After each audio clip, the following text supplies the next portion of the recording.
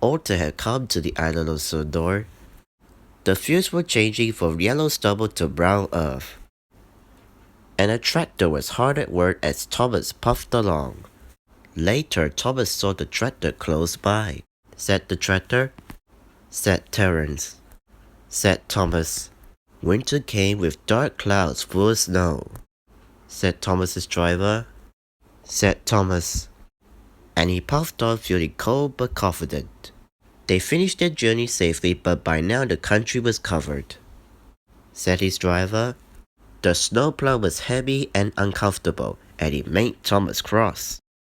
He shook it and he banged it, and when they got back it was so damaged the driver had to take it off, he said to Thomas. Next morning, Thomas's driver and fireman came early and worked hard to mend the snowplow, but they couldn't make it fit. Thomas was pleased. He puffed to Annie and Carabel, but they were rather worried. The driver was worried too. He said to the fireman, puffed Thomas. He rushed into the tunnel thinking how clever he was, but there was trouble ahead, said Thomas. And he was, said his driver. Thomas tried, but his wheels spun and he couldn't move. The guard ran back for help, while everyone else tried to dig the snow away. But as fast as they dug, more snow slipped down until Thomas was nearly buried, and Thomas began to cry.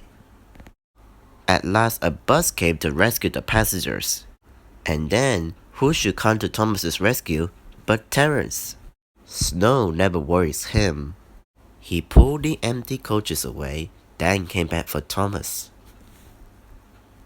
Thomas's wheels were clear but still spun as he tried to move. Terence tugged and slid and tugged, and at last dragged Thomas clear of the snow. Ready for the journey home, said Thomas.